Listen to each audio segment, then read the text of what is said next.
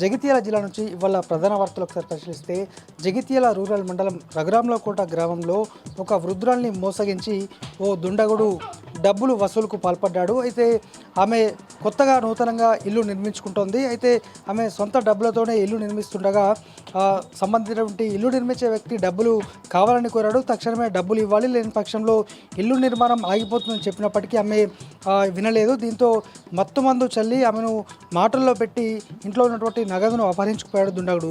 ఇదంతా కూడా సీసీ కెమెరాలో రికార్డ్ అయింది. అయితే ఆ నిందితుడు స్థానికంగా తెలిసినటువంటి వ్యక్తి లేకుంటే బయటవారన్న కోణంలో పోలీసుల దర్యాప్తు అయితే ప్రస్తుతం కొనసాగుతుండగా జిల్లా వ్యాప్తంగా కూడా ఇటువంటి ఘటనలు కొనసాగుతున్నట్టు మనకు అర్థమవుతోంది. ఇక మరొక వార్త, కొండగట్టు ఆంజనేయ స్వామి దేవస్థాన హుండీ లెక్కింపు ఇవాళ కొనసాగింది.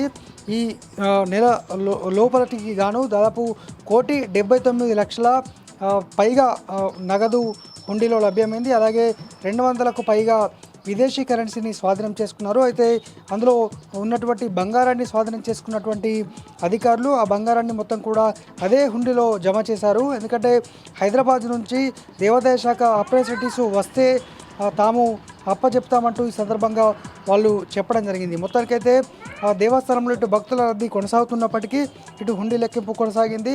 మేడారం జాతర సందర్భంగా నిత్యము కొండగట్టు కూడా భక్తులతో కిటకిటలాడుతుంది.